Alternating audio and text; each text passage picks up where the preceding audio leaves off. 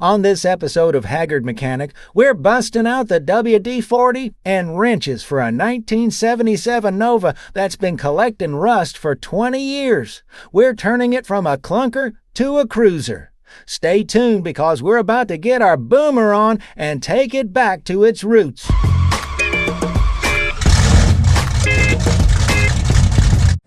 So we are saving a 1977 Nova with a 350 in it, and it also has a 4-speed Saginaw, but it's not in too horrible shape. The bottom right here is 8 out on this side and the other side. The paint ain't perfect, but it's been sitting for 20 years. And then it's 8 out here, but I got patch panels coming for it.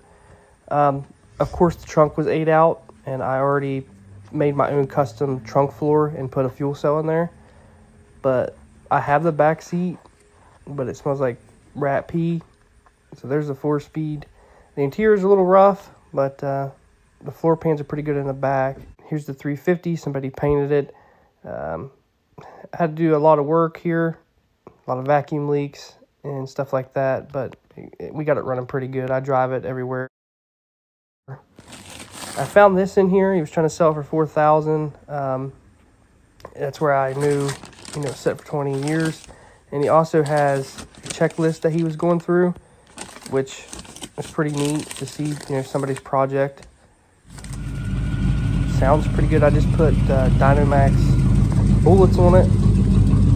Got the exhaust finished up. I did have a little bit of a header leak because the headers, and they drug the ground and got a hole in it. But it sounds pretty good. It runs pretty good. I can't beat it for what it is. We're going to save it. We're going to make a street car out of it. We're not restoring it or anything like that. This is the other project that we have. This is going to be my beater street car. It's going to be fun. Here's the stock taillights. Like I said, I'm going to put new ones in. And I put LED ones in there. I did a custom bucket in the back. I put LED lights on the sides. I am going to get LED headlights in the future, but that brings us to today. I got to put a water pump on. This one is making a noise, and I got a high flow aluminum we're going to put in, so I'm just going to swap it out real quick. Nothing new. A lot of people do these. Always run studs. It's just a lot easier to mess with. Took it for a drive, made sure everything was good.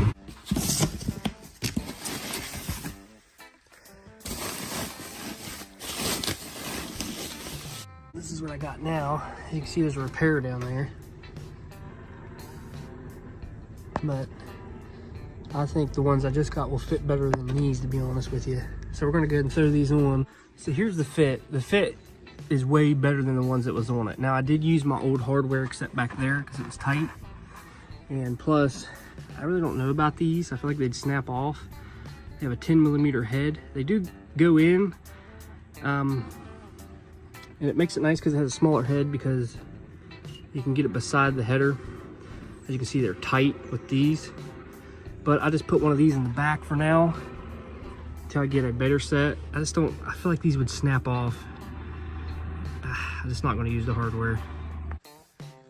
As you can see, they fit no problem.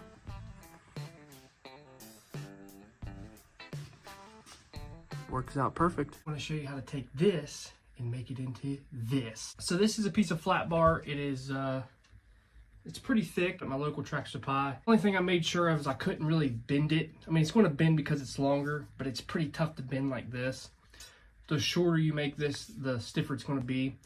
So it's going to be perfect for a gear shift, right?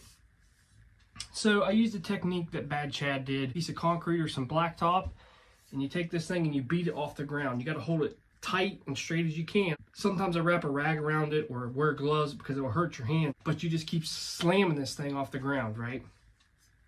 So it'll eventually bend. I don't know where it will bend. Can't really tell you that, but that's how I got this. I got my bend, and then basically all I did was took a flap wheel and I made my nice round edge here, and I kind of tapered it at the top. You can set your threads wherever you want it. I wanted to taper this a little bit like this to match like the taper, and plus how my seat sets in my Nova, I kind of like it like that, and you can grab it and it's going to be real nice. And like I said, I didn't know where it was going to bend at, but wherever it bent at, I just measured it and kind of eyeballed it in my head and what I wanted and how I wanted the bend around the bench seat, and this is what I come up with. Why would one do this, right? Why would you do this? Well, I looked at the Hirsch shifters, well, the Hirsch levers, and they're ridiculous in how much they want for these things.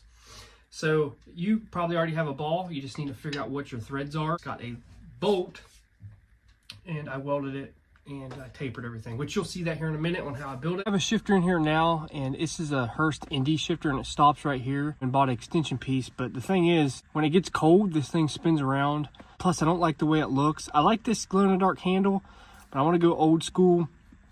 I want to make my own shift handle, all one piece. And I don't like the round look.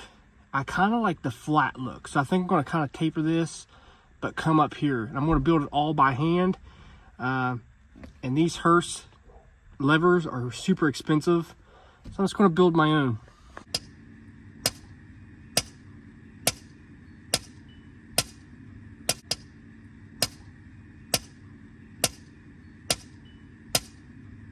Cut it, clean it up.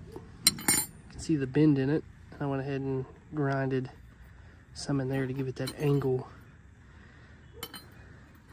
So next step is get the shift knob on and drill 2 holes. So we got our threads welded on, so I'm gonna go ahead and clean it up, and I'll show you the finished product. This is what we're left with. I need to clean it up just a little bit more to make it look good, but I do like the flat look. I think it looks good, and it's gonna look good in the car. Of course, it's gonna be a little bit shorter because it's gotta go down there and bolt. I gotta drill the holes yet. This thing's gonna look pretty sick. I know some people say it's super flimsy, but it's not. Definitely not flimsy. Goes in the reverse just fine.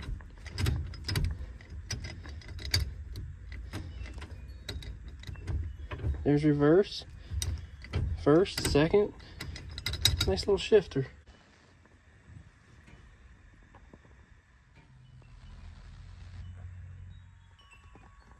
Basically, all I'm doing is taking the nut and marking it where I need to cut it. Here's how tall my studs are going to be. So I'm going to make 3 more. Put the valve pan cover back on. All right, so the next question I know you guys are going to ask, how did you get the stud in? You just put them finger tight? Nope, you put 1 nut on there, put the second nut on, and what you're going to do is take 2 wrenches, tighten these nuts. These nuts? Got him! Against each other, and you can tighten the stud up.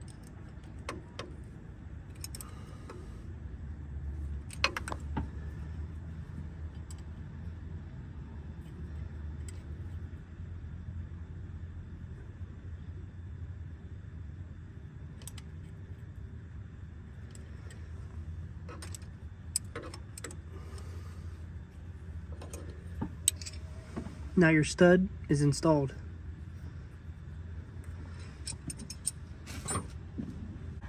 Just go ahead and put your valve pan cover back on. This makes putting gaskets on and putting the valve cover on super simple. I know a lot of people say, why don't you just buy the studs? They're like 12 bucks to $20.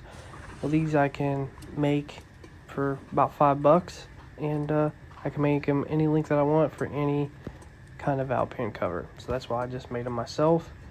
And as you can see, they look pretty good on there. And I left them a little tall, but that's how you make them. Now we're installing lift springs to jack the butt of the car up a little bit. I need to get new leaf spring bushings back here because they're a little rotten. But I finished it up about dark and get the wheels back on it, and it put it about where I needed it. And I put some new racing shocks on it. And it made this car handle and ride totally different. As you can see, the old shocks were blowed out. The suspension was super tired, but I did add 1 new leaf to it and help the old tired suspension. Like I said, I'm trying to do this stuff on a budget. So we ended up picking a spare transmission up for the Nova. This is actually a 3-speed out of a Camaro. It's a Saginaw. I got it super cheap, and the reason why I wanted it is because it had the Hirsch bracket. And it comes with the Hirsch shifter the guy had. It's pretty mint, so From what I understand, he went through that. Works good. Be a nice little backup transmission. Floor shifter will fit my Nova right now. I just got to change the shift knob.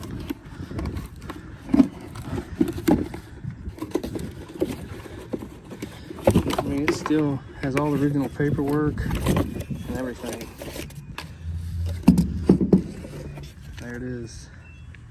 This thing alone was worth its weight in gold for what I paid for the transmission. There's a 3-speed knob.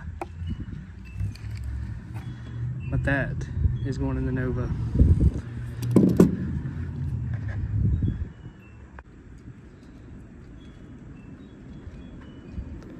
So after lifting the back of this thing looks mean for some reason.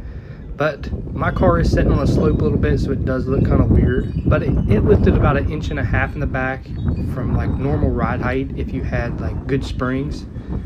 Now I just need to get thicker tires for the back and different rims. So we still have a lot of stuff to do on this car. I did a lot already. I put the patch panels in, patched some holes. I debadged the car and patched those holes with welds. Used the add-a-leaf to lift the rear of the car. Like I said, I'm trying to do this stuff on a budget, but I don't want to go so cheap where it's dangerous, but I did it on a budget. I've done it before and it works perfectly fine. So we did an add-a-leaf. We did all the patch panel work. We got the car running really good. I drove it all last summer pretty much. We just been doing some little things, but we have a big project we got to do. Now these cars are called the Forgotten Novas. Nobody likes these Novas. It's the cheap hot rod. These are people like me that build stuff in their backyard. These are the Novas they get, and I'm fine with that. And everybody's like, oh, you need to get a Muncie, you need to do this. Okay, so I have an extra 4-speed Saginaw and I have an extra 3-speed Saginaw. But for right now, these Saginaws will work. In the future, I am getting a better transmission because we're going to probably do a whole different engine swap. But we're trying to get the foundation of this car where it needs to be. But like I said, these are called Forgotten Novas. So the core support in this thing is busted. Guess what? You cannot buy them anymore like an aftermarket company. You can find them used for like $700 or $800 where somebody's got one that's probably already rotten. They just paint it up. I found a company online. It's called, I think, Rhodes. They make a tubular front core support. So we ordered one of those. We ordered their kit. Hopefully it comes pretty soon. We got a new 3-core aluminum radiator we're going to put in with it. Now with this core support kit, I'm going to do a real in-depth video on it. So I didn't want to add it to this one to be super long. This video just got to the point. It's not how-to videos. It's just me building one of these Novas. There's not a lot of content on these vehicles. But I want to get their core support and do an in-depth video because a lot of people want to see things done to these cars, and especially that core support that they offer. So I'm going to get that and put that on there. You can't run the original latch, and you have to make your own radiator brackets unless you buy them off them. I'm just going to make my own, which I'm going to show you how to do that in your backyard. And I'm going to run hood pins. That's all there is to it. Because in the future, I'm going to actually get a different hood. Another thing with this car we need to address is little things, suspensions and brakes. But in the future, we're going to be doing a lot to this car. And I hope you guys stick around to the new series I'm doing. It's called Haggard Mechanic. It's just me, tired, sometimes grumpy, building stuff in my backyard. We have 2 projects. We have the Nova, we're going to, doing the series on. And then we have a 1967 Mercury Cougar, 1 owner and all that stuff. So you can go back on my channel. There'll be how-tos and stuff like that. There'll be episodes of the Haggard Mechanic, like long ones like these. And then there'll be parts of these videos chopped up into how-to videos.